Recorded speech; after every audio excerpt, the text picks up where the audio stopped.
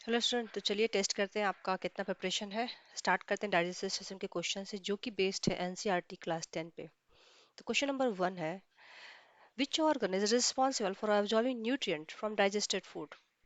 Stomach, small intestine, large intestine, oesophagus. तो आप एक पेन पेपर ले लें और देखें कितना मार्क्स आपको आ रहा है out of 10, how much you score.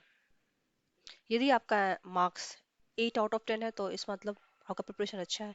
But यदि 5 6 है इसका मतलब आपको प्रिपरेशन करने का जरूरत है। तो इसी बहाने हम रिवीजन करेंगे और क्विज को भी सॉल्व करेंगे। तो स्टोमक, आपको पता है कि स्टोमक में सिर्फ और सिर्फ डाइजेशन होता है किसका? प्रोटीन का। क्योंकि वहाँ पे एक ही एंजाइम प्रेजेंट होता है, पेप्सिन।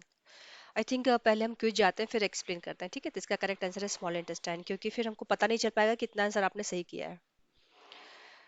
नेक्स्ट क्वेश्चन आता है, which enzyme breaks down the starch into maltose in the mouth? अब देखिए माउथ में कौन सा एंजाइम होता है? माउथ में होता है, नाम से ही लग रहा है कि अमाइलेज, सलिवरी अमाइलेज होता है। पेप्सिन नहीं होता है, मैंने ऑलरेडी आंसर डिस्कस कर दिया है। लाइपेज ऑब्वियसली नहीं, ट्रिप्सिन नहीं, तो इसका आंसर है माइलेज। क्वेश्चन नंबर 3 बोलता है, which is the what is the role of bile in digestion? Bile का रोल क्या है? Option number 1, digest protein, emulsify fats, absorb water, break down carbohydrate. इसका करेक्ट आंसर होगा इमल्सिफाई फैट। सबसे पहले whenever the question come bile से related, इसका इसका सीधे संबंध है फैट के डाइजेशन से। तो प्रोटीन और ये सब तो पहले ही चले गए ऑप्शन में। और फैट में भी क्या करता है, ये इमल्सिफाई करता है फैट को। इमल्सिफाई फैट मतलब होता है कि बड़े बड़े जो फैट होते हैं उसको छोटे फैट ग्लोब्यूल्स में कन्वर्ट करता है ताकि फर्दर लाइपेज एंजाइम उस पे एक्शन कर सके। क्वेश्चन नंबर 4 है, which part of the digestive system responsible for water absorption?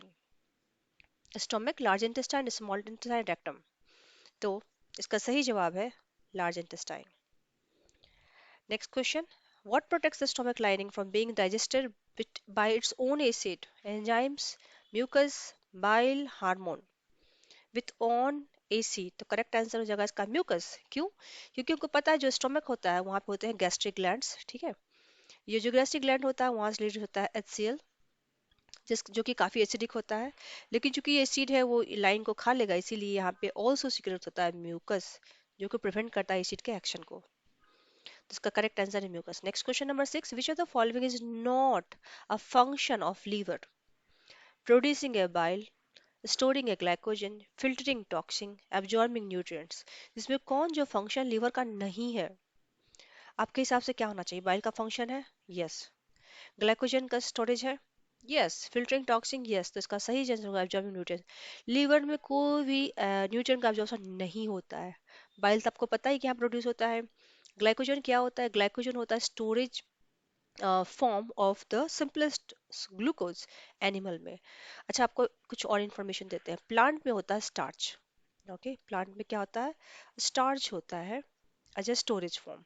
But animal में यही हो जाता है ग्लाइकोजन, ठीक है? ग्लाइकोजन ये हो जाता है एनिमल में।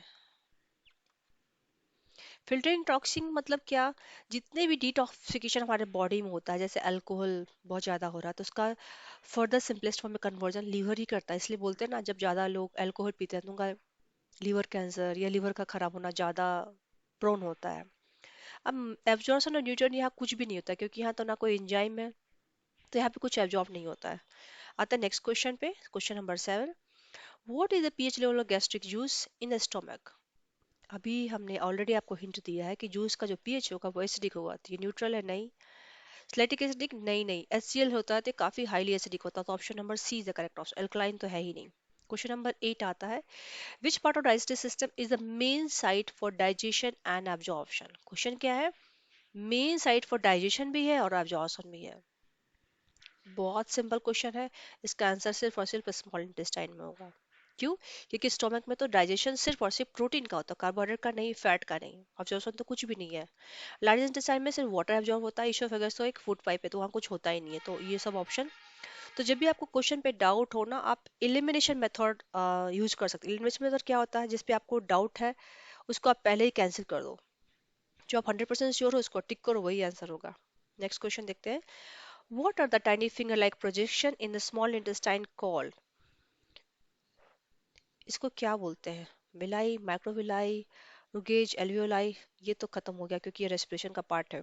इसका करेक्ट आंसर है विलाई, जो कि होता है फिंगर लाइक प्रोजेक्शन, जो कि फाइनली एब्जॉर्ब करने में हेल्प करता है क्योंकि ये इंक्रीज करता है सरफेस एरिया।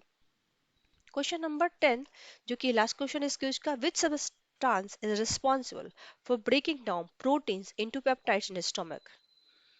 प्रोटीन को किसमें बनाना है? पेप्टाइड में। और ये कहाँ सीक्रेट हो रहा है? देखिए हिंट सब क्वेश्चन में ही है, स्टोमक में। तो मैंने बताया कि स्टोमक में सिर्फ एक ही एंजाइम सीक्रेट होता है, वो है हमारा पेप्सिन। ये माउथ में भी होता है, इसको सलिवरी माइलेज बोलते हैं, और पैनक्रियाटिक माइलेज में होता है। तो माइलेज हमारे बॉडी में दो जगह से सीक्रेट होता है, माउथ में और एक पैनक्रियाज में। पैनक्रियाटिक माइलेज, लिपेज इंटेस्टाइन में भी होता है, पैनक्रियाज में होता है, ट्रिप्सिन पैनक्रियाज में होता है, जो कि प्रोटीन डाइजेशन में हेल्प करता है।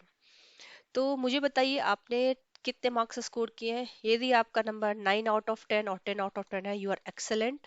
बट यदि आपका रेंज 5, 6 और मैं बोलूँगी 7 भी है, तो आपको बहुत अच्छे से रिवीजन करने का जरूरत है। ओके, तो आई होप आपको ये क्विज अच्छा लगा। Thanks for watching.